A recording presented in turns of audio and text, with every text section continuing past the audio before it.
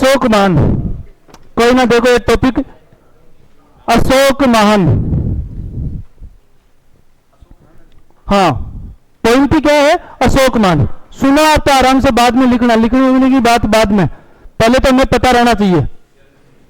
अगर मैं इस अशोक महान की बातें करूं तो पहला पॉइंट तो यह है, शासक बनने से पहले कितने स्थानों का गवर्नर रहा था? 2।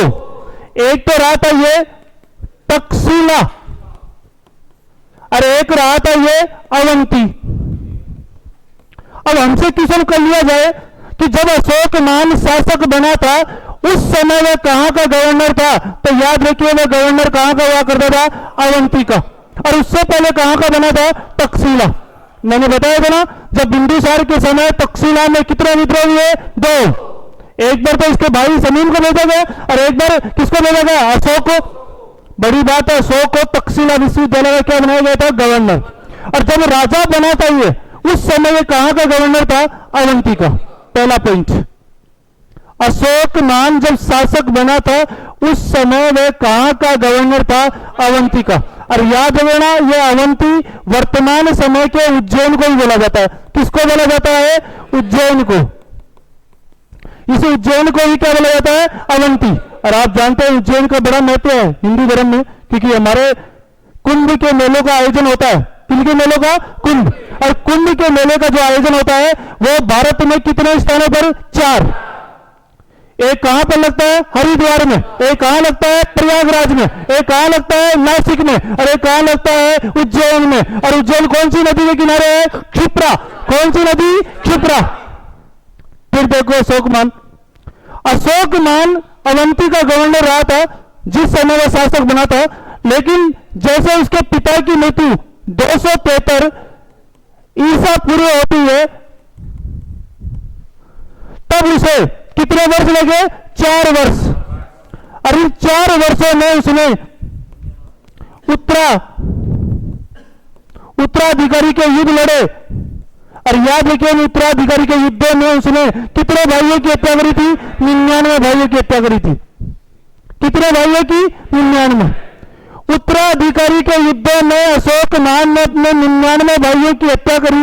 याद रखिए, वो उत्तराधिकारी के युद्ध थे, वे कितने वर्षों तक चले थे? 4 वर्षों तक। कब से कब? 273 से 269।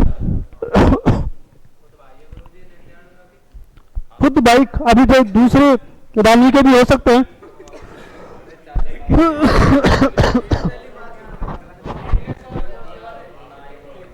कोई ना, आगे देखो। तुम एक तो बातें मत करो बीच में। आपको ये बात पता भी है, आप अपनी इस मर्जी से कि क्या मालूम, अरे आप इस बात को बोल रहे, एक महिला की 99 तो हो नहीं सकते। और कल मैंने बोला भी था ये बात, रानिया किसने बोला? अब तू तो एक बात बता, अगर मेरे को भी स्टूडेंट मान ले तू, और मैं ऐसे बोल दूं कि अगर तुम मम्मी को पूछ के अगर वो बता देगा 50 हो जाएंगे क्या, तो क्या बोलेगा? अरे पूछेगा क्या? नहीं ना? हाँ, अरे देखो आप तो आगे, उत्तराधिकारी के युद्ध कितने वर्षों तक हुए थे? 4 वर्षों तक।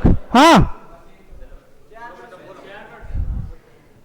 ये भी चल रहा है और ये भी चल रहा है, वो तुम्हारी होगी, याद रखो आप, बेटर है। हाँ,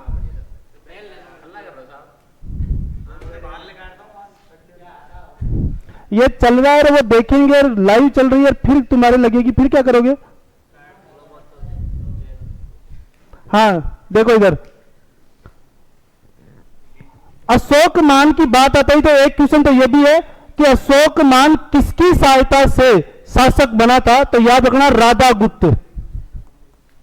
फिर बोलने लग गए ना तुम, अरे जरूरी थोड़ी है, कौन ना जरूरी, या तू या यहाँ पे आ जा, तू यहाँ पे आ जा, हाँ इधर आ, बैठ जा। अशोक महान राधा गुप्त की सहायता से क्या बना था? शासक। अशोक मान किसकी सहायता से शासक बना था? राधा गुप्त। एक बात और, ये जो अशोक मान है ना, अगर मैं यहां पर एक क्वेश्चन निकाल करके ले आऊं, इसके उपनाम, क्या नाम? उपनाम।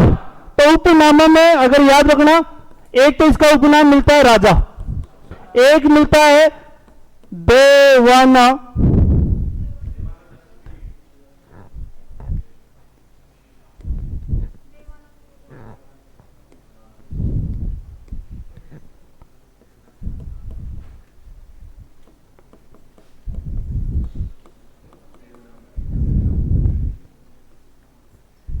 देवाना प्रियदर्शी, और एक है देवाना प्रिय।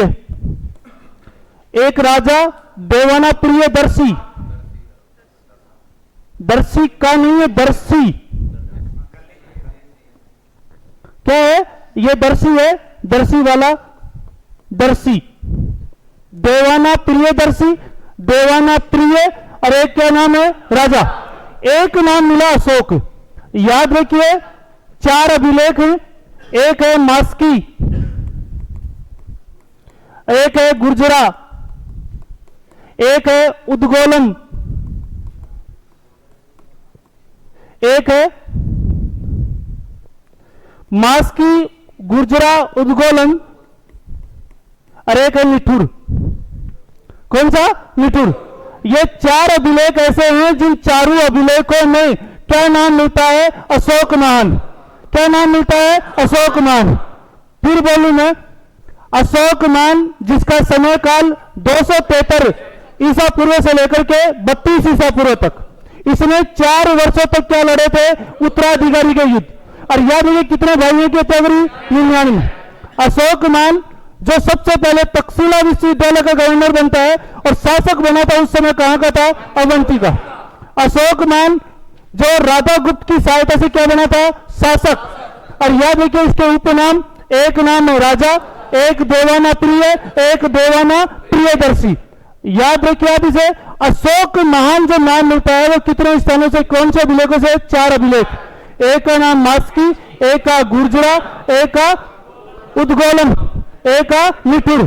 क्या नाम है, निठुर। इन चारों अभिलेखों से क्या नाम मिलता है इसका, अशोक। क्या नाम मिलते हैं, अशोक। लिखो,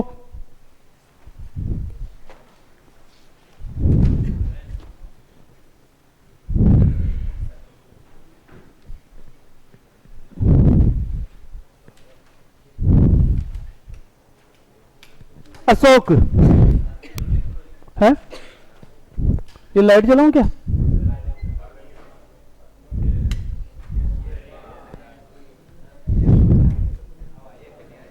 लिखो अशोक महान 273 ईसा पूर्व से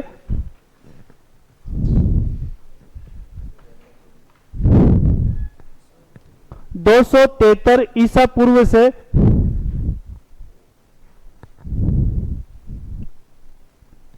232 ईसा पूर्व,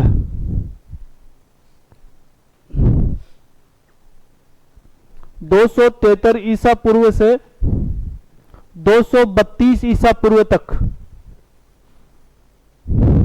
ऐसे लिखो। 269 ईसा पूर्व में इसका राज्याभिषेक हुआ था। 269 ईसा पूर्व में इसका राज्याभिषेक हुआ था। 269 ईसा पूर्व में इसका राज्याभिषेक हुआ था। क्या हुआ था, राज्याभिषेक।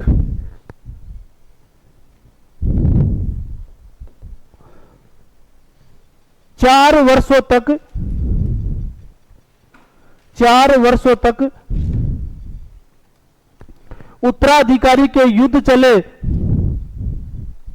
4 वर्षों तक उत्तराधिकारी के युद्ध चले। जिन युद्धों में 4 वर्षों तक उत्तराधिकारी के युद्ध चले, जिन युद्धों में अशोक महान ने, जिन युद्धों में अशोक महान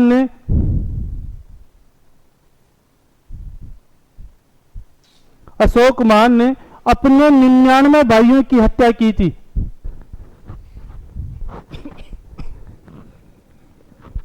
अपने 99 भाइयों की हत्या की थी। अपने 99 भाइयों की हत्या की थी। अशोक महान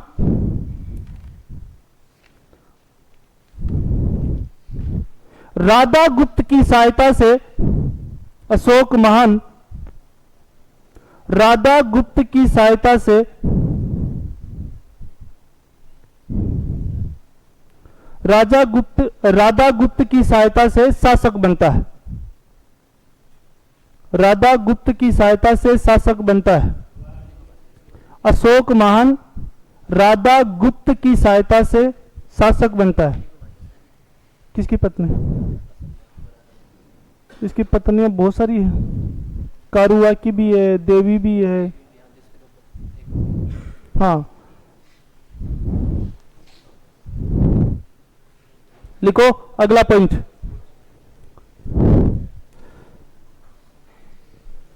अशोक सर्वप्रथम तक्षशिला विश्वविद्यालय का गवर्नर बनता है। अशोक सर्वप्रथम तक्षशिला विश्वविद्यालय का गवर्नर बनता है। तक्षशिला विश्वविद्यालय का गवर्नर बनता है। लेकिन अशोक सर्वप्रथम तक्षशिला विश्वविद्यालय का गवर्नर बनता है, लेकिन जब शासक बना था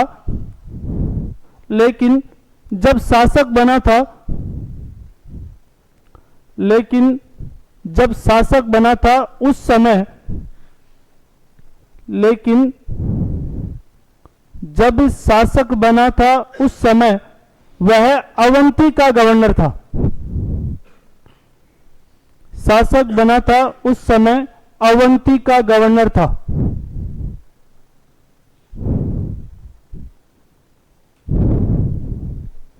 कहां का गवर्नर था? अवंती। एक बात यह भी लिख ली, लिखो इसके उपनाम।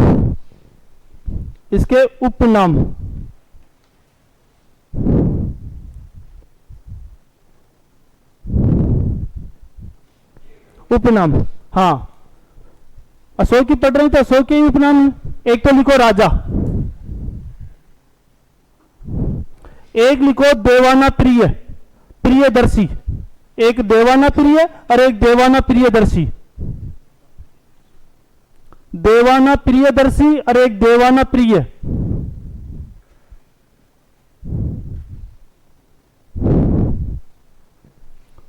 देवाना प्रियदर्शी और एक देवाना प्रिय और एक राजा है। तीन नाम हो गए। लिखो पॉइंट। अशोक महान के अशोक नाम,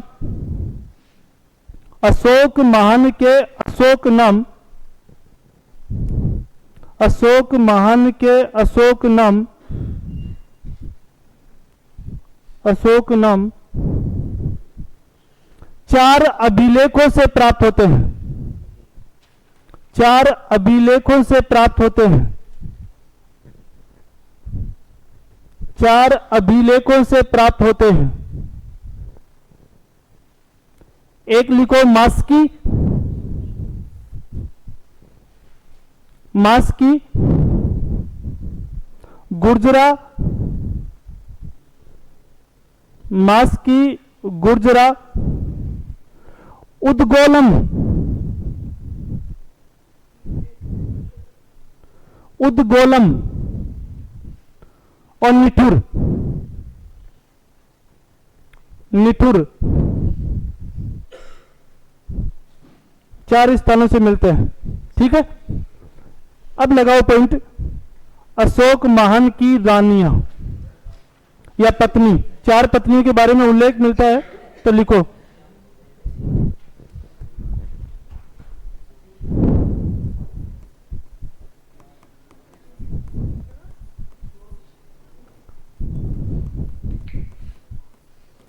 पत्नी या रानियां, उनमें से अगर मैं पहले की बात करूं तो एक के बात करते हैं तो एक का नाम मिलता है देवी। इस देवी के एक पुत्र और एक पुत्री। पुत्र का नाम था महेंद्र और पुत्री का नाम था संघमित्रा। याद रखो, आप इससे भी क्वेश्चन बना सकता है। इस महेंद्र और संघमित्रा ने श्रीलंका में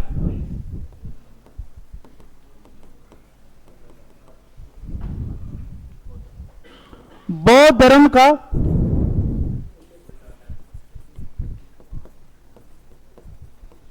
प्रचार किया। बौद्ध धर्म का क्या किया था? प्रचार। कहां पर? श्रीलंका में। किसने? महेंद्र तथा संघमित्रा ने। यह किसके संतान थी? देवी की। एक। नंबर 2, कारुवाकी। और इस कारुवाकी के एक पुत्र था और पुत्र का नाम मिलता है तीवर। याद रखिए, इन दोनों का जो उल्लेख मिलता है वो रानी अभिलेख में मिलता है। कौन सा अभिलेख में? रानी। और रानी अभिलेख कौशाम्बी अभिलेख को बोला जाता है। किसको बोला जाता है? कौशाम्बी। किसको बोला जाता है? कौशाम्बी। कौन सा अभिलेख को? कौशाम्बी। कारुवाकी। एक की बात करूं, पद्मावती। पद्मावती। इसके एक पुत्र था कुणाल। एक रानी थी 4 नंबर पे, बड़ी प्रसिद्ध रही है। अशोक मान ने उसे जिंदा जला दिया था। क्या जला दिया था? जिंदा। और बड़े प्रसिद्ध स्वरूप में जाना जाता है, क्योंकि बहुत सारे नामों में जब अशोक मान अपने शुरुआती समय जब शासन संभालता है, उस समय उसे निर्दयी बताया गया है। क्या बताया गया है? निर्दयी। आप क्या देखो, इसके बारे में तक्षशिला विश्वविद्यालय से भी ये प्रमाण मिलते हैं कि जब तक्षशिला विश्वविद्यालय में दूसरा विद्रोह हुआ था बिंदुसार के समय, जब उसका बड़ा भाई उस विद्रोह को संभाल नहीं पाया, तब अशोक मान को भेजा गया और अशोक मान ने वहां पर दमन नीति से, किस नीति से? दमन नीति से उस विद्रोह को शांत किया। तो उसमें अशोक मान का हाथ। आप देखो, पिता की मृत्यु हुई, मृत्यु के बाद उसने 4 वर्षों तक क्या लड़े? उत्तराधिकारी युद्ध। उन युद्धों में कितने भाई की हत्या करी? 99। तो आप जानते हैं क्रूर शासक है। अरे क्रूर शासक की बात क्या, हम एक युद्ध की बात करेंगे, कलिंग का युद्ध। कौन सा युद्ध? कलिंग का युद्ध। और बड़ी बात आती है कलिंग के युद्ध की बात आते ही तो बड़ी समस्या आती है कि 261 ईसा पूर्व में ओडिशा के अंदर कलिंग का युद्ध हुआ था, जिस कलिंग की राजधानी तौसाली हुआ करती थी। उस युद्ध में 1 लाख व्यक्ति मारे गए थे और 1.5 लाख व्यक्तियों को बंदी बनाया गया था। तो आप सोचिए, 1 लाख व्यक्ति मारे गए। उस समय कलिंग का राजा नंदराज था। कौन था? नंदराज। उस युद्ध में भी इस व्यक्ति ने कलिंग में क्रूरता दिखाई, लेकिन युद्ध भूमि में जब तड़पते हुए शरीर देखे, मरे हुए लाशों के ढेर देखे, तब जाकर के इसका मन परिवर्तित हुआ। और उसके बाद में कौन सी नीति अपनाई? दंभ नीति, जिसे दंभ घोष या दंभ विजय बोला जाता है। दंभ घोष या क्या बोला जाता है? दंभ विजय। तो क्या बोला गया है इसे? क्रूर शासक। क्या बोला गया है? क्रूर। उसकी बात करेंगे, लिखो आप। अशोक की पत्नी, एक लिखो देवी। हाँ हाँ, चारुमती की, इसकी बेटी की बात करेंगे हम। 5 नाम है। इसकी बेटी की भी चारुमती, देवी पाटन नगर बसाया था। कौन सा नगर? देवी पाटन। बातें करेंगे, लिखो आप देवी।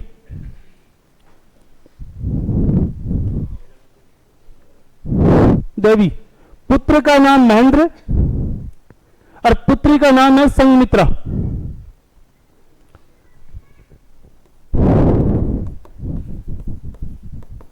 पुत्र और पुत्री महेंद्र और संघमित्रा।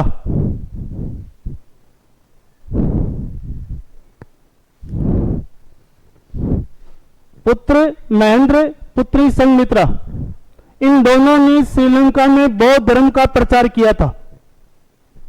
इन दोनों ने श्रीलंका में बौद्ध धर्म का प्रचार किया था।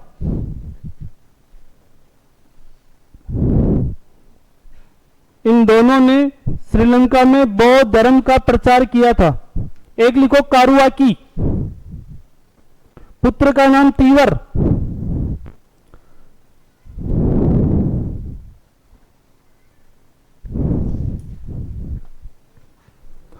क्या नाम है, कारुवाकी, पुत्र है तीवर। इन दोनों का उल्लेख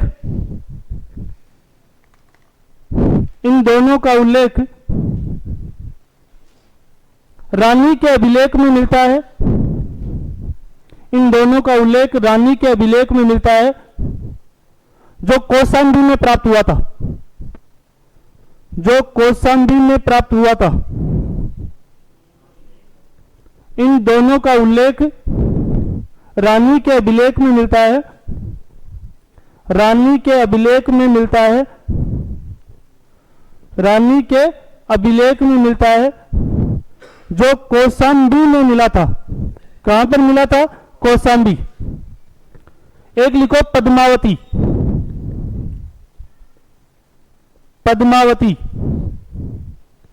और ऐसे लिखो पद्मावती के पुत्र का नाम क्या था, कुणाल। अब देखो पद्मावती पुत्र का नाम क्या है, कुणाल। देखो इसमें इस कुणाल की आंखें फुड़वा दी चौथी रानी तिस्यरक्षा। क्या नाम था, तिस्यरक्षा। इस तिस्यरक्षा ने इस कुणाल की क्या फुड़वा दी, आंखें, जिस कारण से अशोक महान ने इस तिस्यरक्षा को क्या कर दिया था, जिंदा जला दिया था। समझ गए क्या मेरी बात। इसकी चौथी रानी जिसके बारे में उल्लेख मिलता है, क्या नाम मिलता है, तिस्यरक्षा। इसे जिंदा जलाया गया था। पूछ सकता है कि अशोक महान की कौन सी रानी थी जिस रानी को अशोक महान ने जिंदा जलाया था। और जिंदा जलाने का कारण भी है कि उसने पद्मावती के पुत्र को क्या कर दिया था, आंखें फुड़वा दी थी। इसके बाद अगर मैं बात करूं, एक अशोक महान की बेटी चारुमती का उल्लेख मिलता है। कौन सी बेटी, ये बेटी है उसकी चारुमती। इसने नेपाल में एक नगर बसाया था जिसका नाम था देवी पाटन नगर। मैं नगर की बात आ रही है तो दोनों बातें यही कर दूं। एक व्यक्ति है जिसका नाम है कलहण, और कलहण की एक पुस्तिका थी जिसका नाम था राज तरंगिणी। और उस राज तरंगिणी में आज भी उल्लेख मिलता है कि अशोक महान ने 2 नगर बसाए थे। एक जिसे श्रीनगर आप बोलते हैं, झेलम नदी के किनारे वर्तमान समय में जम्मू एंड कश्मीर की एक यूनियन टेरिटरी जिसकी राजधानी हुआ करती है। इस श्रीनगर को बसाने वाला कौन था, अशोक महान। और एक ललित पतन नगर, यह नेपाल में बसाया था।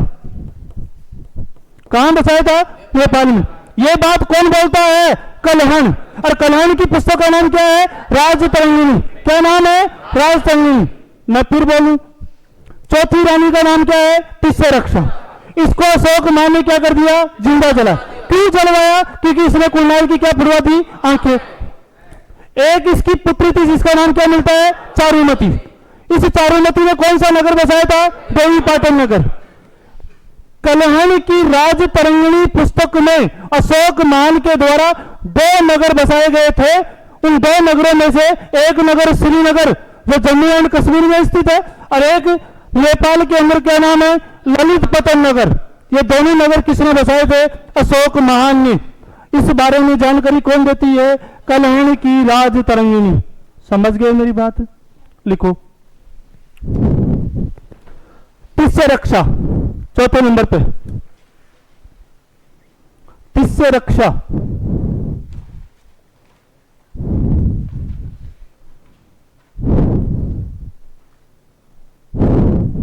इसने कुणाल की आंखें फुड़वा दी थी। इसने कुणाल की आंखें फुड़वा दी थी।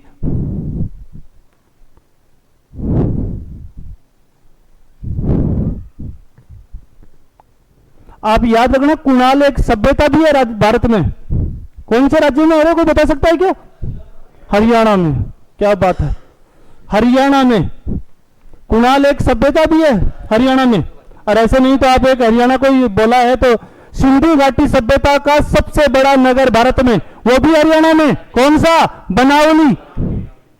भारत में सिंधु घाटी सभ्यता का सबसे बड़ा नगर बनावली हरियाणा में ही है। बनावली हरियाणा में, दोनों के दोनों। तो लिखो कुणाल की आंखें फुरा दी। जिस कारण से अशोक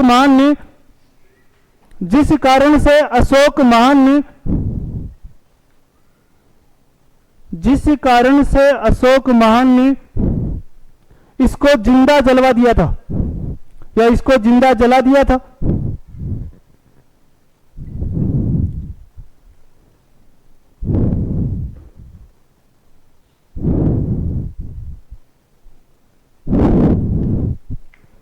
क्या कर दिया था? जिंदा जला दिया था। लिखो अशोक की पुत्री चारुमती, अशोक की पुत्री चारुमती, अशोक की पुत्री चारुमती, चारुमती जिसने देवी पाटन नगर बसाया था। अशोक की पुत्री चारुमती जिसने देवी पाटन नगर बसाया था, देवी पाटन नगर बसाया था।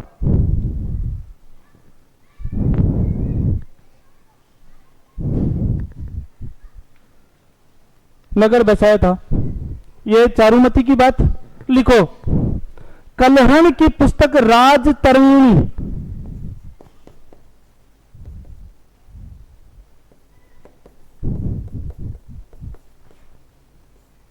कलहण की पुस्तक राज तरंगिणी, राज तरंगिणी, इस पुस्तक में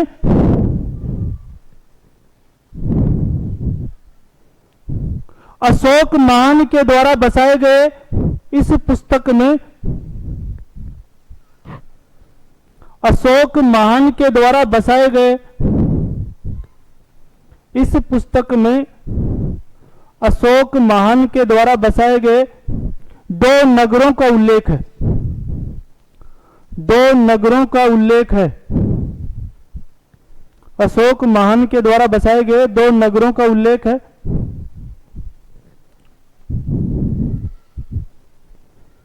लिख लो, एक श्रीनगर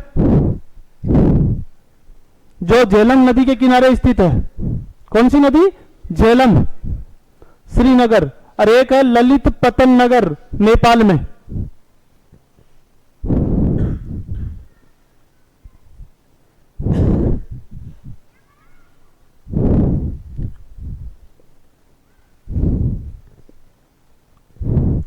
ललित पतन नगर।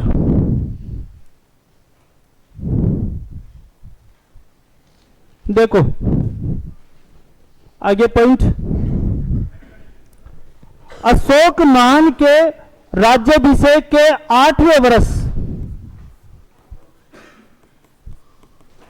261 बीसी में, ईसा पूर्व में एक युद्ध हुआ था, कलिंग का युद्ध। याद रखिए, यह कलिंग का युद्ध, अगर मैं वर्सेज की बात करूं तो एक तरफ कौन हुआ करता था? अशोक महान, और एक तरफ कौन था? नंदराज। उस समय कलिंग की जो राजधानी हुआ करती थी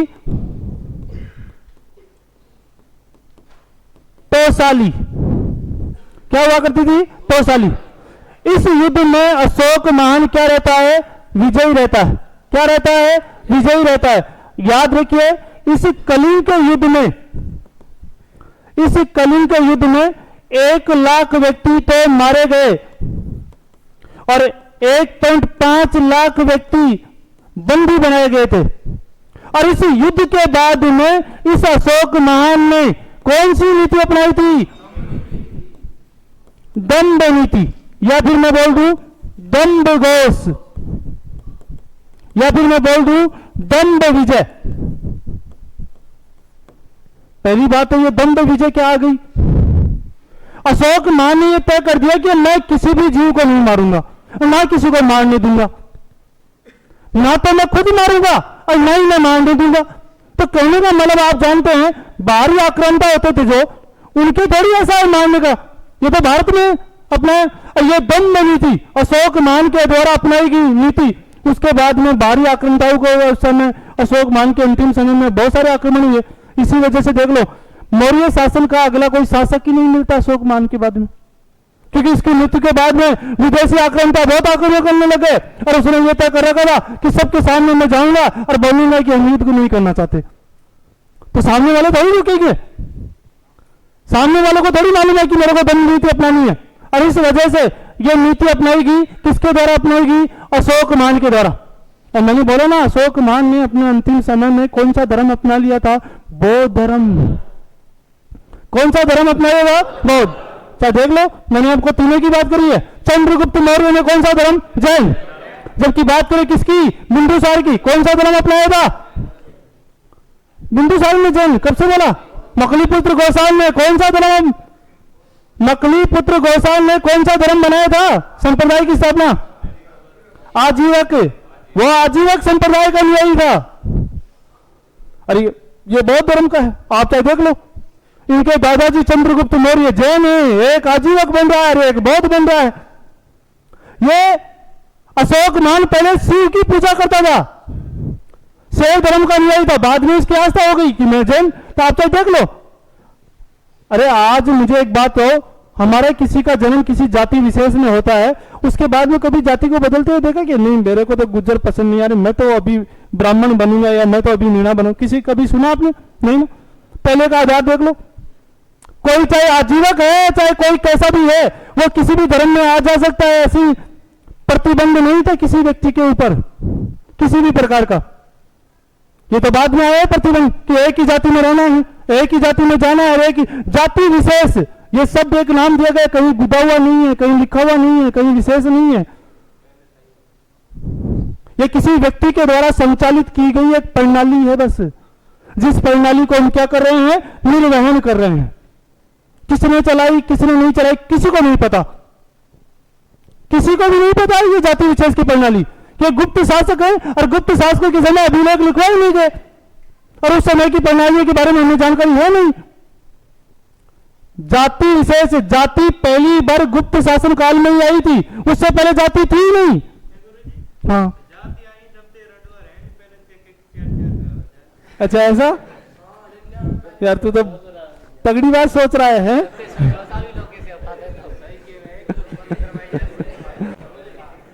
लिखो। जैन धर्म में कौन सा देवता होता है? अरे जैन धर्म में तो महावीर स्वामी की इनकी मूर्ति की पूजा की जाती है, जैसे ऋषभ देव है, आदिनाथ है। महावीर स्वामी ऋषभ देव की करता था। वो ऋषभ देव किसी की नहीं, उसने धर्म बना करके चला गया। वो धर्म बना करके चला गया। हाँ इनकी रहती है। लिखो तुम तो लिखो। हाँ अशोकमान ने अपने राज्याभिषेक के 8वें वर्ष, अशोकमान ने अपने राज्याभिषेक के 8वें वर्ष कलिंग का युद्ध लड़ा। 8वें वर्ष कलिंग का युद्ध। और अब लिख लेना 261 ईसा पूर्व में किस किस के मध्य हुआ, ये दो बातें तो लिख लो। कलिंग का युद्ध हुआ।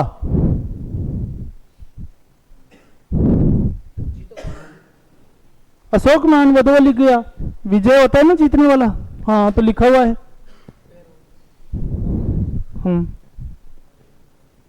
ये दोनों लिख लो। कलिंग का युद्ध तो लिख ही लिया आपने, 261 ईसा पूर्व और लिख लो। और अशोकमान और निम्राज के बीच में हुआ वर्सेज लिख दिया मैंने।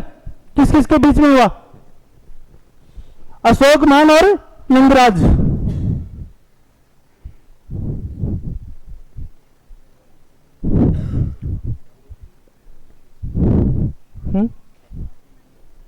खेतान का 7वें वर्ष करेंगे बिल्कुल बात।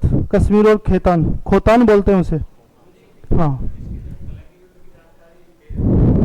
है 13वें शिलालेख में, हाँ 13वां अभिलेख है वो। हाँ शिलालेख उनकी बात करेंगे, लेकिन 13वां अभिलेख है वो। हाँ बातें करेंगे वृहद शिलालेख की बातें, वृहद स्तंभ लेख की कर लूंगा बातें में। लिख लिया क्या वो? लिखो। इस युद्ध में 1 लाख व्यक्ति मारे गए। इस युद्ध में 1 लाख व्यक्ति मारे गए तथा 1.5 लाख 1.5 लाख व्यक्तियों को बंदी बनाया गया। 1.5 लाख बंदियों को क्या बनाया गया था? व्यक्तियों को बंदी बनाया गया। हाँ तुम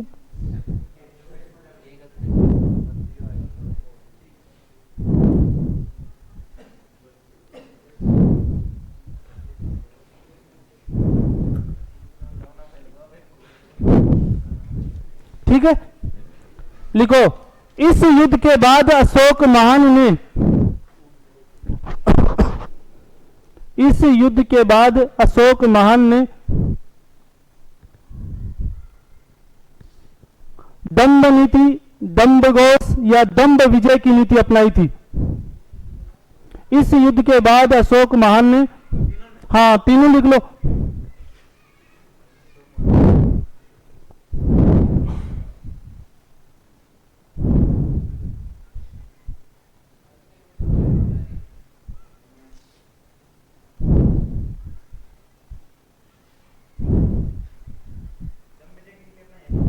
है दंभ नीति, दंभ घोष, दंभ विजय की नीति अपनाई थी।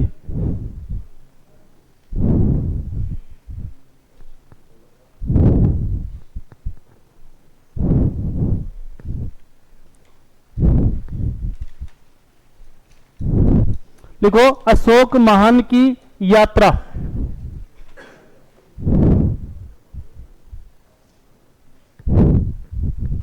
अशोक महान की यात्रा, आप 4 यात्राएं याद रखो।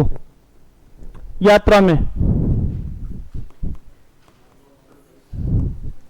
इसने 7वें वर्ष, कौन से वर्ष? 7वें वर्ष, इसने कश्मीर तथा खोतान की यात्रा की। बातें मत करो, इधर देखना। इसने कौन से वर्ष? 7वें वर्ष। किसकी यात्रा करी थी? कश्मीर व खोतान। इसने 10वें वर्ष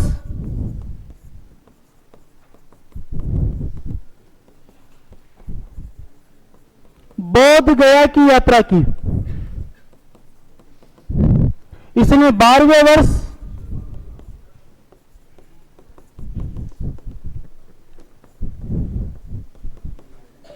निगाली सागर की यात्रा की। किसकी? निगाली सागर। और इसने 20वें वर्ष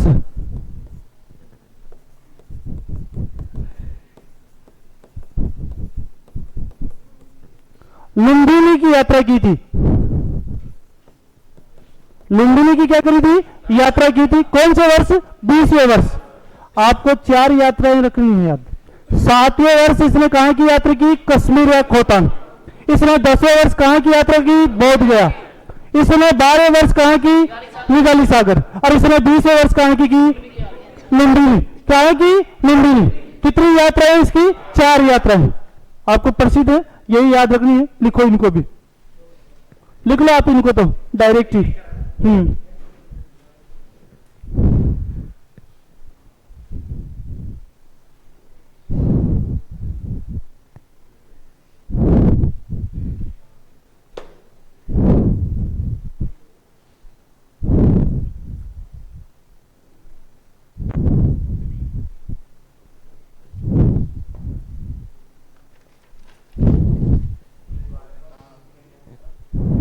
है निगाली सागर। हाँ, निगाली सागर, नेपाल।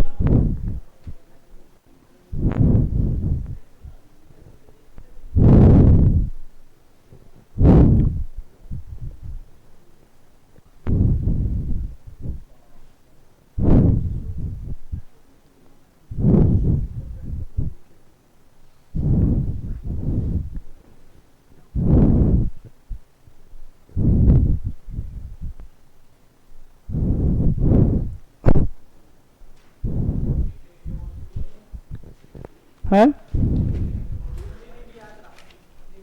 अरे लुम्बिनी की यात्रा लिख लिया इनको।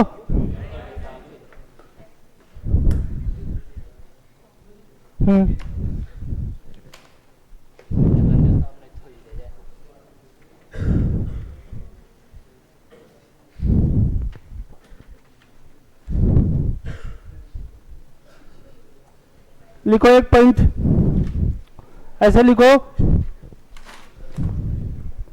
अशोक महान के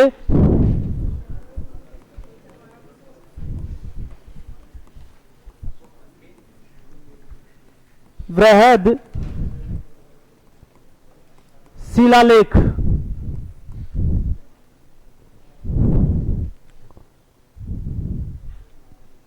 अशोक महान के वृहद शिलालेख। इस वृहद शिलालेखों की अगर बात करूं, इसमें अभिलेखों की संख्या, अभिलेखों की संख्या 14 है और कितने स्थानों पर मिलते हैं? 8 स्थानों पर मिलते हैं।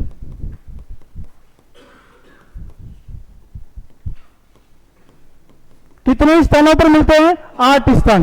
मैं फिर बोलूं, ये काम की चीज है ना, आपको याद भी रखनी है, डायरेक्ट याद रख लेना।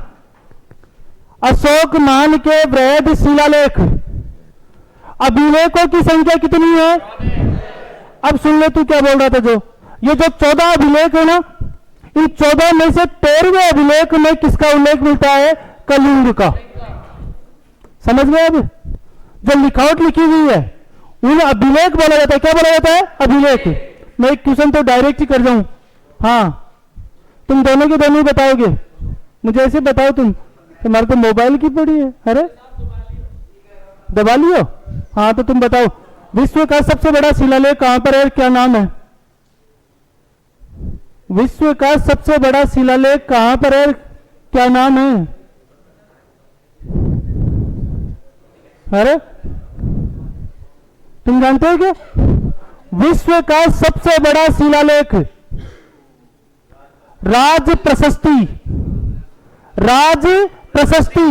और मैं आपको बता दूं, विश्व का सबसे बड़ा शिलालेख इस राजस्थान में, और राजस्थान के भी राजसमंद जिले में, और राजसमंद जिले की भी राजसमंद झील के किनारे पर लगे हुए हैं। विश्व का सबसे बड़ा शिलालेख काले पत्थर पर लिखे गए हैं। शिलालेख है, शिला पत्थर के ऊपर लिखे गए लेख, वो शिलालेख होता है। और याद रखना, वो विश्व का सबसे बड़ा शिलालेख है। राज प्रशस्ति। क्या बोला है मैंने? राज प्रशस्ति विश्व का सबसे बड़ा शिलालेख है। और कहां पर है? राजस्थान में। देश पूछा जाए तो भारत, और भारत में भी, राजस्थान में भी कहां पर? राजसमंद जिला। और राजसमंद जिले में भी एक राजसमंद झील है, उस झील के किनारे लगे हुआ है राज प्रशस्ति है। अभी भी है, संस्कृत में है। देखो ये 8 स्थान देखो,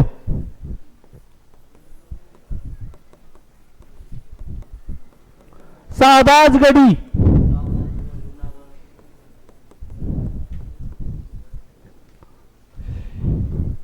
मानसहरा, ये दोनों के दोनों पेशावर के अंदर हैं। और पेशावर आप जानते हैं कहां पर है? पाकिस्तान में। दोनों के दोनों पाकिस्तान में है। एक शाहबाजगढ़ी और एक मानसहरा है। याद रखो, 3 नंबर पे कालसी, 4 नंबर पे सोपारा। कालसी और सोपारा। एक है धोली, हाँ एक है जोगढ़, एक है जूनागढ़, और एक है एरुगुंडी। अब सुनो यहां पे, ये कालसी है उत्तराखंड में, ये सोपारा है महाराष्ट्र में, ये जूनागढ़ है कहां पर? गुजरात में। और धौली और जोगढ़ ओडिशा के अंदर है। और याद रखना, एरुगुंडी आंध्र प्रदेश में है। मैं फिर बोल रहा हूं, मैंने ऐसे बोला है, वृहद शिलालेख। इन वृहद शिलालेखों पर अभिलेखों की संख्या कितनी है? 14। और याद रखिए कितने स्थानों पर मिलते हैं? 8। और हमारे पास में 8 स्थान है। इसमें से 2 स्थान तो कहां पर है? पाकिस्तान में, शाहबाजगढ़ी और मानसेहरा। याद रखो, कालसी उत्तराखंड में, सोपारा कहां पर है? महाराष्ट्र में। जूनागढ़ कहां पर है? गुजरात में। जोगढ़ और धौली कहां पर है? ओडिशा। कहां पर है? ओडिशा। और एरीगुंडी कहां पर है? आंध्र प्रदेश। कहां पर है? आंध्र प्रदेश। कितने हैं? 8 स्थान, 8 अभिलेख 14 है। जिसके 13वें अभिलेख में क्या लिखा हुआ है?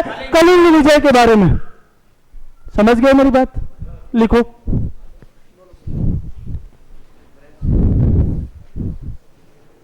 ऐसे लिखो, वृहद शिलालेख। वृहद शिलालेख, इनमें अभिलेखों की संख्या 14 है। वृहद शिलालेख, इनमें अभिलेखों की संख्या, इनमें अभिलेखों की संख्या 14 है। जिसमें से 13वें लेख में, इसमें अभिलेखों की संख्या 14 है। जिसमें 13वें लेख में, जिसमें 13वें लेख में कलिंग विजय के प्रमाण मिलते हैं या कलिंग विजय के बारे में उल्लेख मिलता है।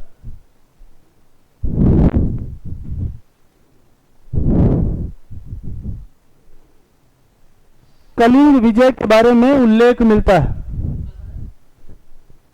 कलिंग विजय के बारे में क्या मिलता है? उल्लेख। यह 8 स्थानों पर मिलते हैं। यह 8 स्थानों पर मिलते हैं।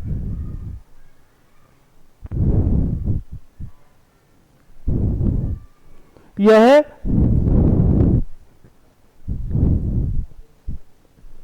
8 स्थानों पर मिलते हैं। ये 8 स्थान ही काम के हैं। शाहबाजगढ़ी, मानसेहरा, पेशावर पाकिस्तान में। हाँ, डायरेक्ट लिखो आप तो, बस इनके राज्य दर्शा लेना आप तो अलग अलग। इनके क्या दर्शाओगे? राज्य। जैसे आपको कालसी पूछा जाए तो उत्तराखंड आएगा।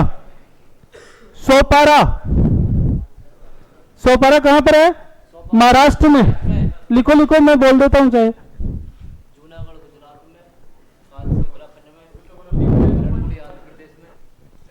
पहले शाहबाजगढ़ी और मानसेहरा, पेशावर पाकिस्तान में।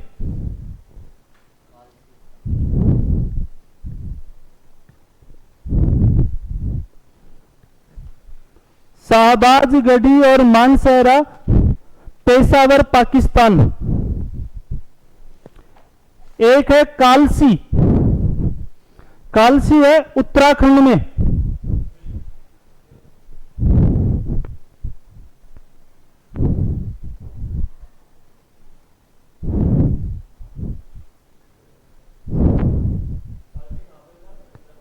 उत्तराखंड। एक है सोपारा, सोपारा कहां पर है? महाराष्ट्र। एक है जूनागढ़, गुजरात। अरे जूनागढ़ रियासत हुआ करती थी राजस्थान की, ये सॉरी भारत की ऐसी रियासत है जो पाकिस्तान में जाना चाहती थी, उनमें जूनागढ़ भी थी। हाँ, अरे धीरे धीरे ही है, आपको तो ये नाम लिखना है, आगे जो एक राज्य लगाना है। मेरे को तो बोलने की आवश्यकता नहीं है, मैं तो और कुछ बोल रहा हूं।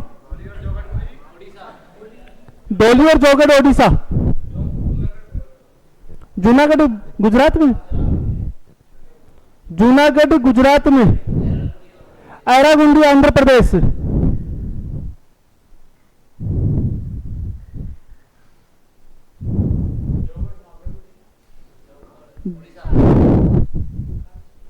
दोनों, डोली और जोगढ़ दोनों ओडिशा में हैं।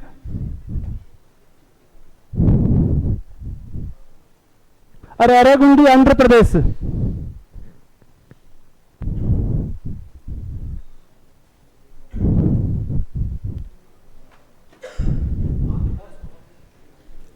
एरागुंडी सब्जेक्ट, इसका छोटा सा टॉपिक पॉइंट और बचा हुआ है? सोपारा महाराष्ट्र में, एरागुंडी आंध्र प्रदेश, जूनागढ़ गुजरात। कोई नहीं, लिख लेने दो इनको जो धीरे चल रहे हैं। और बोलना है क्या?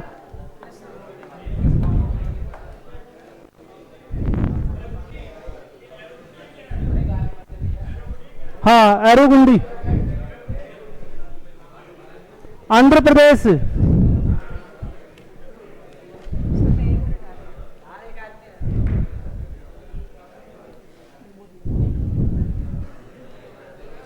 नहीं नहीं, इसको पूरा करेंगे हम। अशोक मान को लिखो आप।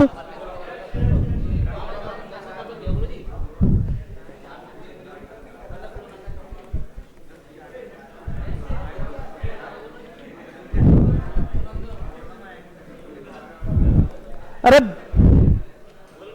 बातें मत करो तुम, लिखो। हैं क्या कर रहा है? गाली दे रहा है? क्यों? अब तेरी मम्मी को मैंने सौगन खिलाई गया।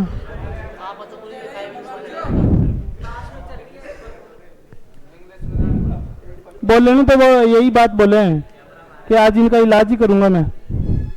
हाँ, अरे बोलना जरूरी है क्या?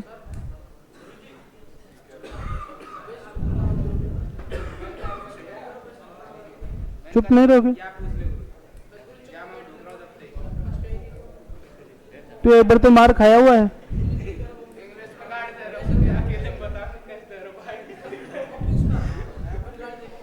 हाँ, अरे तो चुप नहीं रह सकते क्या तुम दोनों? हाँ लिखो, आप तो पॉइंट लगाओ।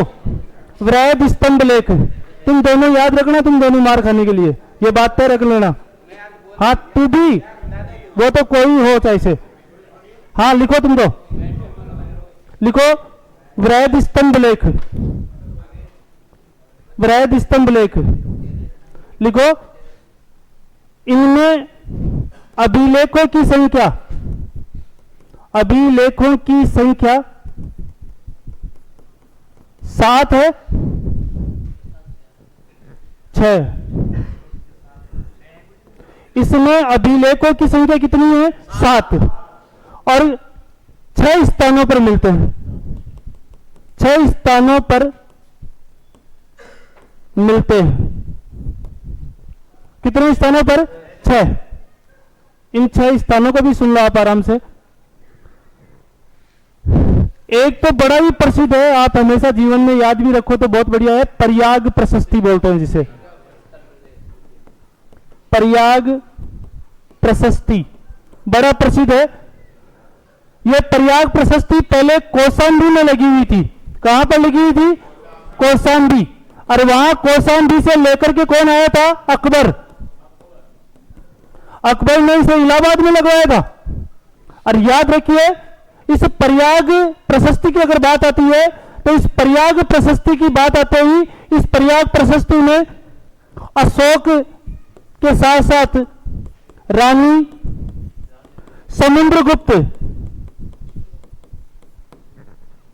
अकबर,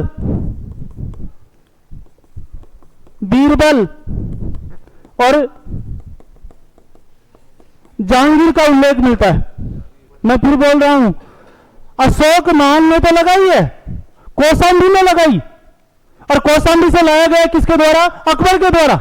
बड़ी बात तो यह तब आई है कि अकबर इसे लाकर के कहा? प्रयागराज में। और इस कारण से इसे क्या बोलेंगे का? प्रयाग प्रशस्ति, जो कहां पर है? यूपी में। और याद रखिए आप इस बात को कि इसमें अशोक के साथ साथ में रानी, समुद्रगुप्त, अकबर, बीरबल और जहांगीर का क्या मिलता है? उल्लेख मिलता है। क्या मिलता है? उल्लेख। ये 1 नंबर, एक टोपरा दिल्ली, एक मेरठ दिल्ली। नंबर 2 टोपरा, टोपरा दिल्ली, टोपरा हरियाणा में पड़ता है। एक फिरोज शाह तुगलक नाम का एक व्यक्ति था जो टोपरा से कहां ले आया? दिल्ली। ये टोपरा दिल्ली याद रख लेना, ये दिल्ली के अंदर है। फिरोज शाह तुगलक इसे कहां लेकर के आया था? दिल्ली। पहले कहां पर था? टोपरा। एक 3 नंबर पे मेरठ दिल्ली, याद रखना, पहले मेरठ में था, दिल्ली लेकर के आया। कौन लेकर के आया? फिरोज शाह तुगलक। लोरगिया, अरिराज, लोरिया, नंदनगढ़ और एक रामपुरवा, 3 और हैं। तीनों के तीनों बिहार में। तीनों के तीनों कहां पर है? बिहार में। फिर याद करो, 3 तो कहां पर है? बिहार में। एक कहां पर है? यूपी में। 2 कहां पर है? दिल्ली में।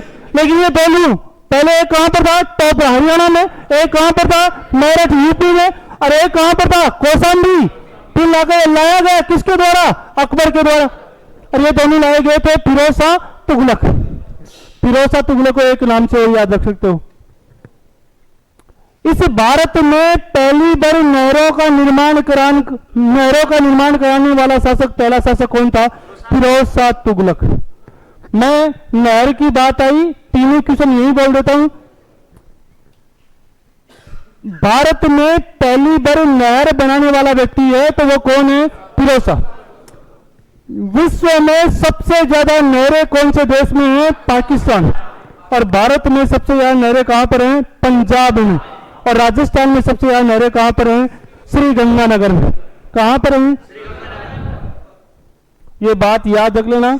ये वही फिरोज शाह तुगलक है जिसने भारत में, हैं तुम बिना बातों के नहीं रह सकते, जिसने सर्वप्रथम किसका निर्माण करवाया था? नहरों का। लिखो आप इसे भी।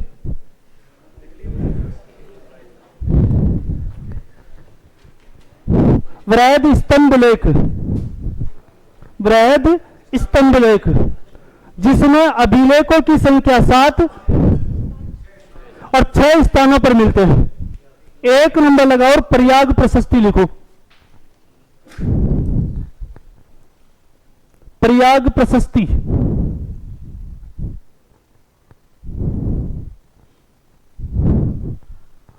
प्रयाग प्रशस्ति यूपी में।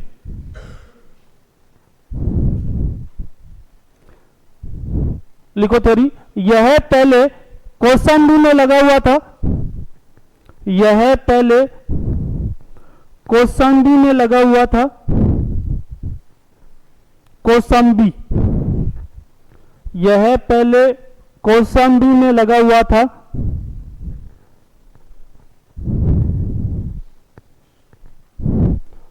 वहां से अकबर इसे प्रयागराज में स्थापित करवाता है। वहां से अकबर इसे प्रयागराज में स्थापित कराता है। ये पहले वाले का है क्या? पहले वाला तो ज्यादा डीपली था ना, कोई ना। प्रयागराज में क्या कराता है? स्थापित। इस अभिलेख में अशोक, रानी समुद्रगुप्त, अशोक, रानी समुद्रगुप्त, अकबर,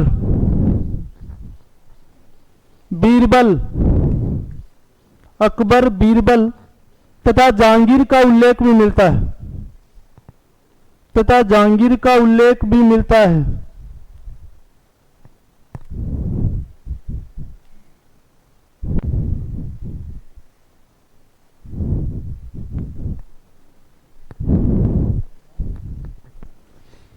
तथा जहांगीर का उल्लेख भी मिलता है।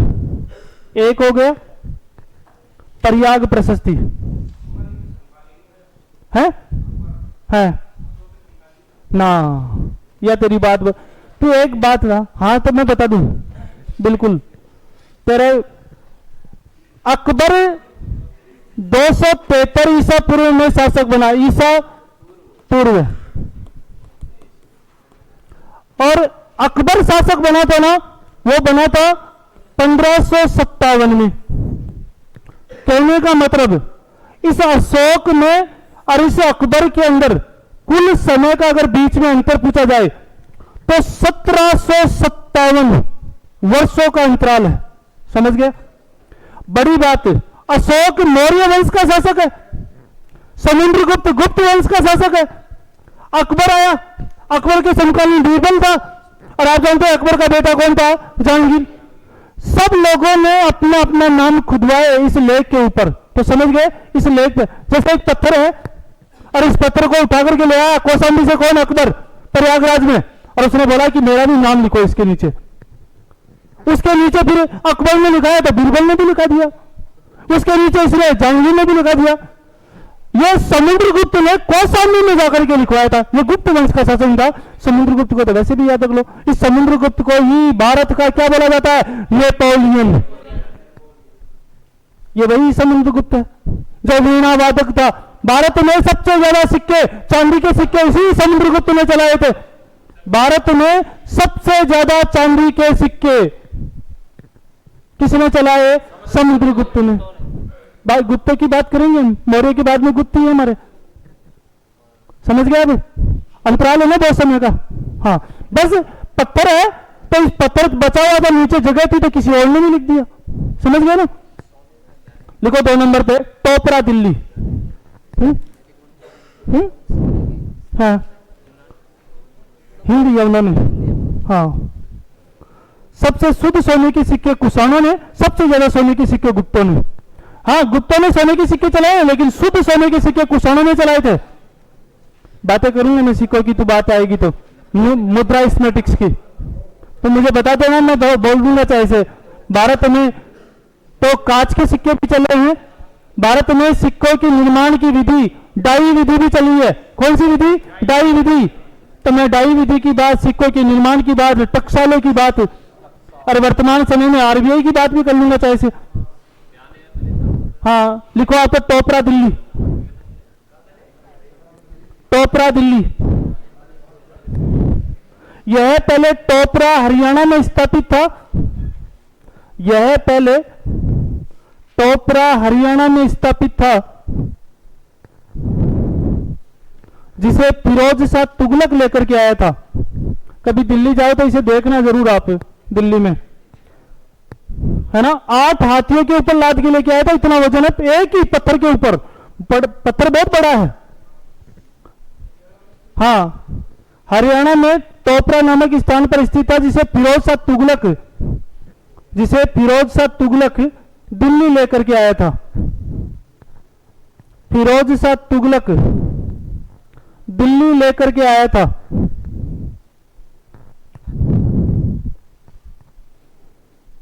एक लिखो मेरठ दिल्ली।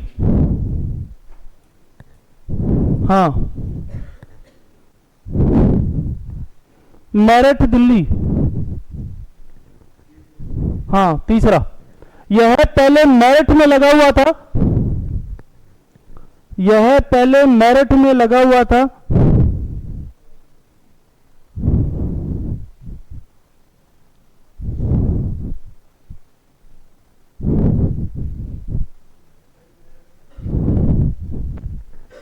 यह पहले मेरठ में लगा हुआ था, इसे फिरोज शाह तुगलक दिल्ली लेकर के आया था। वही बात है इसमें भी।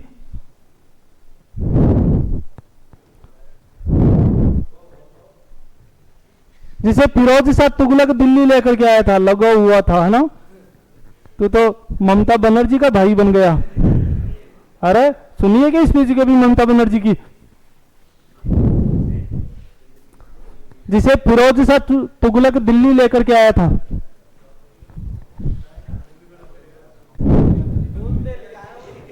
है? हाँ, दूर से लेके आया।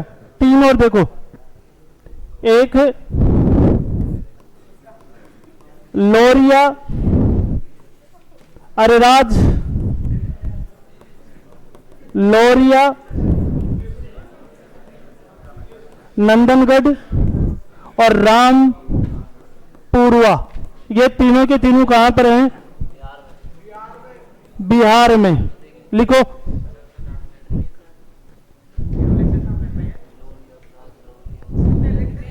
हाँ, तीनों के तीनों लिख दो। 6 स्थान हो गए टोटल। 3 स्थान तो लिख लिया ना आपने। टोपरा दिल्ली, मेरठ दिल्ली, प्रयाग प्रशस्ति। और 3 कौन है? लोरिया अरिराज, लोरिया नंदनगढ़ और रामपुरवा।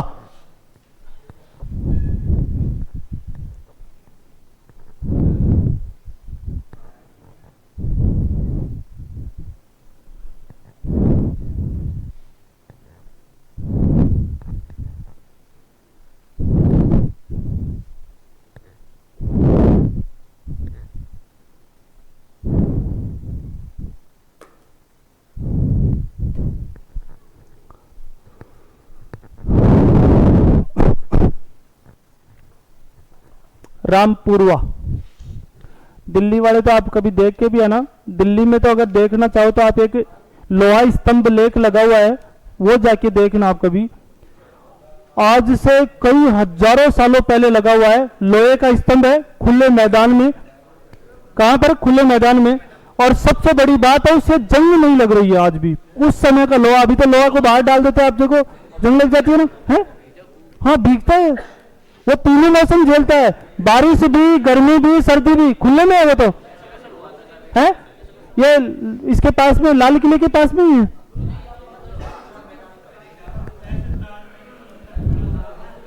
हाँ, हमें 5 चीज और देखनी है इसमें से। एक तो इस अशोकमान ने 3 गुफाओं का निर्माण करवाया था। अरे इन बातों से ज्यादा इनमें ध्यान दो ना। 3 गुफा, एक का नाम था करण चौपड़, एक का नाम था सुदामा और एक का नाम था विश्व झोपड़ी। एक बात तो ये ध्यान रखनी, एक इस अशोक मान का पोता जिसका नाम था दशरथ, और फिर बातें करने लग गए। दशरथ, तुम बातें कर रहे हो ज्यादा। हाँ, सारे ही कर रहे हो तुम। अब मुझे पता नहीं, तुम कर नहीं रहे क्या? तो कौन कर रहा है? हाँ, दूसरे को नाम तो कैसे लेते हो? वो भी तेरे नाम ले देंगे। हाँ, दशरथ, इसने गोपिका गुफा का निर्माण करवाया था। 2 क्वेश्चन वैसे याद रखने हैं आपको। एक क्वेश्चन तो अशोक मान के अभिलेखों की खोज करने वाला व्यक्ति कौन था? तो याद रखना 1750 में, 1750 ईस्वी में इसकी खोज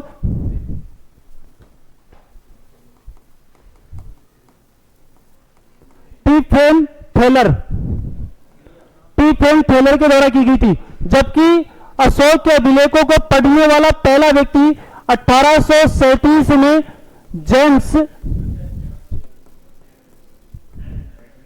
जेम्स प्रिंसेप था। 2 बातें ये याद रखनी है। अशोक मान के अभिलेखों की खोज किसने की? टीफेन थेलर। कब करी थी? 1750।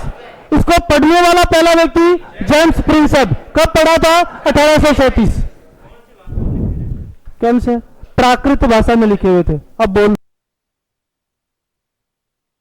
ब्राह्मी है, खरोष्टी है, अरमाई की है और ग्रीक है।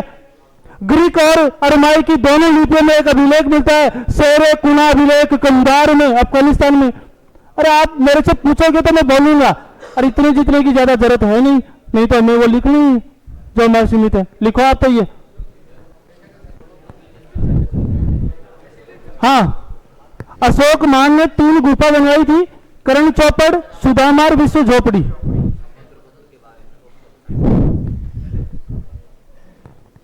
अशोक मान ने 3 गुफा बनाई, तीनों के नाम है करण चौपड़, सुदामा, विश्व झोपड़ी। ये तीनों के तीनों ही बिहार में हैं।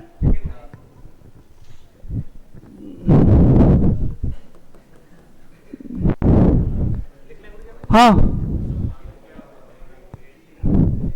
अरे उधर देखो सामने लिखा हुआ है, अशोक मान ने 3 गुफा बनवाई, लिखा है ना, देख मैंने, और तीनों के नाम भी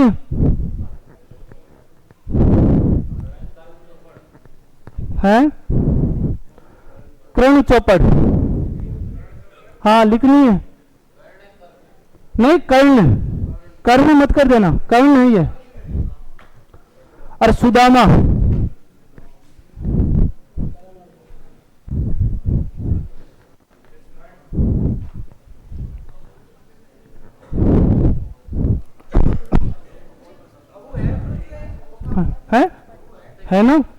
ये तो पहाड़ियों को नीचे काट करके बनाई जाती है, जैसे आजकल रेलवे लाइन की बसों के लिए सुरंग बनाई जाती है ना, वैसे उस समय साधु संतों को रहने के लिए एक आवास बनाया जाता था, बड़ी बड़ी पहाड़ियों को काट करके नीचे मकान। सीआरपीएफ का सेंटर भी है वहां, तो एलोरा अजंता की गुफाओं के पास में आज जब जाके देखोगे तो आपको अचंभा होगा, पहाड़ी को नीचे काट करके महल बने हुए हैं, बड़े बड़े बड़ी बड़ी गुफाएं हैं। धर्मों के अलग हैं, हिंदुओं के अलग हैं, आजीविकों के अलग हैं, सबके अलग अलग हैं। नंबर दे रखा है, गुफा नंबर 1 जैन धर्म की, गुफा नंबर 6 बौद्ध धर्म की, ऐसे लगा रखे हैं वहां। तो आप जाके देखोगे तो पता चलेगा। ये लिख लिया क्या? इसके पोते दशरथ ने कौन सी गुफा बनाई थी? गोपिका गुफा।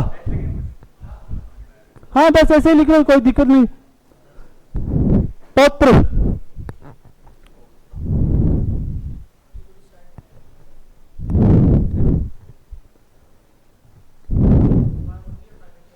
गोपिका।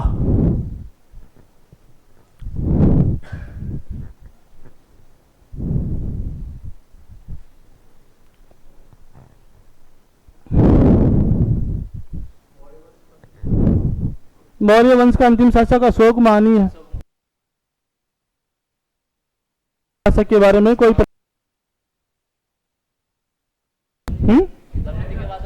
हाँ, ओ पुष्य वंश का शासक हुआ करता।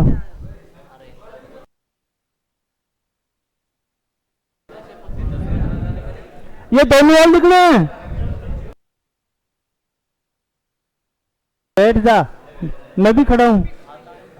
हाँ लिखो, अशोक मान के अभिलेखों की सर्वप्रथम खोज के अभिलेखों की सर्व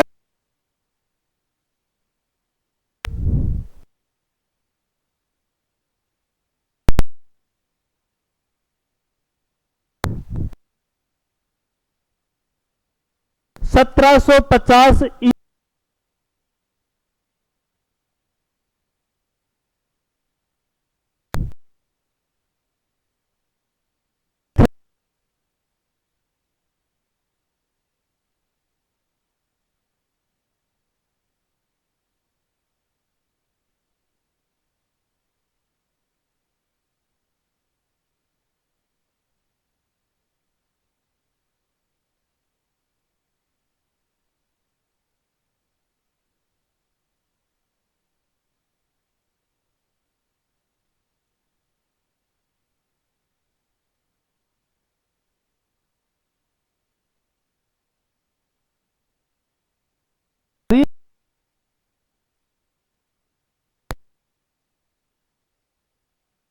अशोक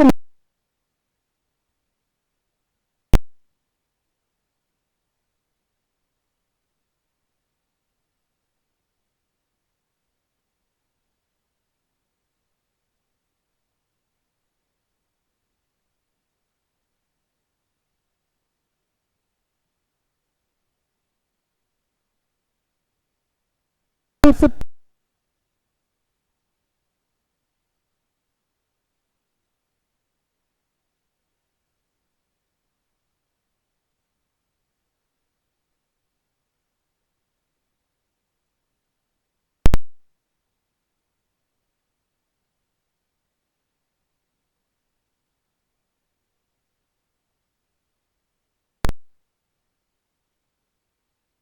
वगैरह आपके नहीं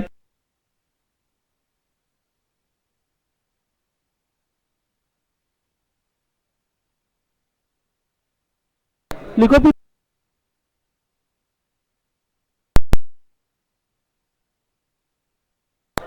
लिखोगे।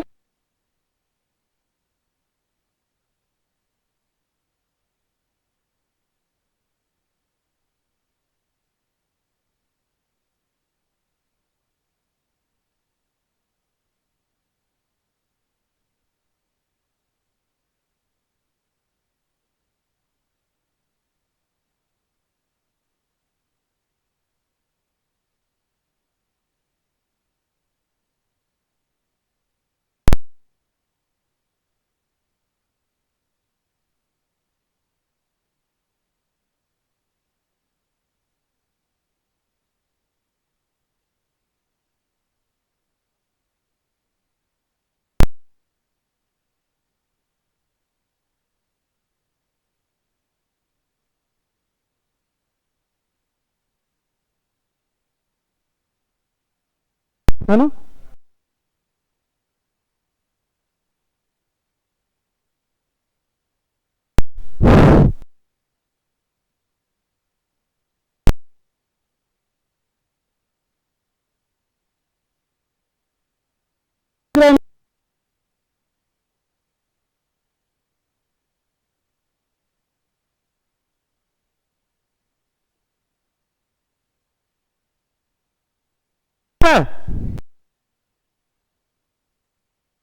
लिख रहा है तू,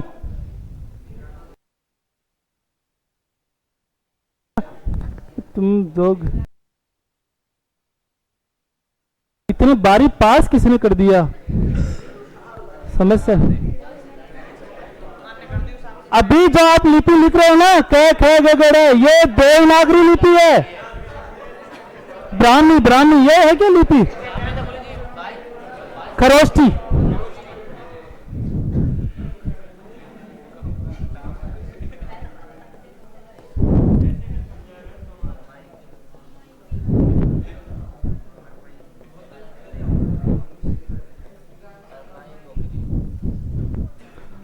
ले तू लिपि लिख रहा था तो एक याद रखना, शेर ए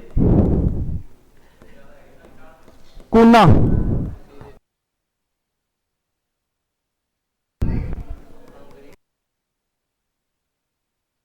लिखा गया, अरमाइकी में भी और ग्रीक यूनानी में भी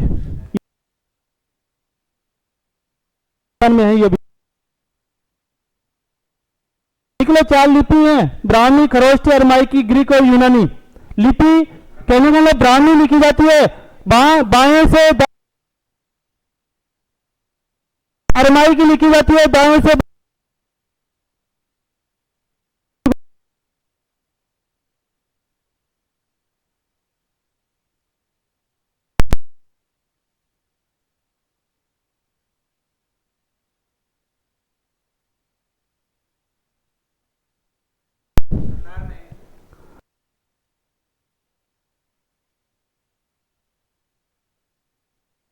दो लिपि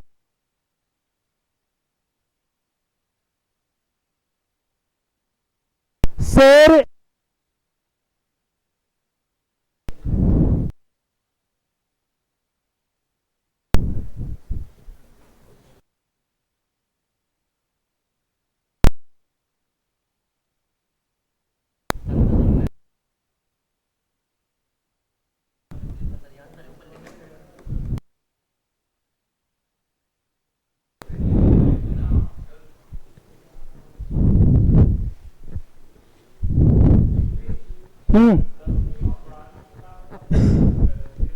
क्या बहदत, हाँ वो सिर्फ मगध में शासन नहीं किया उसने, हाँ मगध में शासन नहीं किया उसने, ऐसे तो उसके पोता पोती तो आए हुए हैं, दशरथ भी है ऐसे तो, हाँ तो उससे मतलब सूर्यवंश का शासक, हाँ लेकिन वो कहने का मतलब है कि मगध में शासन नहीं किया उसने। कहाँ शासन किया, मगध में नहीं किया, कौशाम्बी चला गया, वो कहाँ चला गया, कौशाम्बी। शासन मगध का ही गिना जाता है, मगध में कितने शासक हैं, 3, चंद्रगुप्त मौर्य और कौन है, और बिंदुसार और कौन है, अशोकमान, बस तीनों का ध्यान रखो। और ये लिख लिया क्या, शेर कुना, कोई ना ज्योग्राफी निकालो आप तो।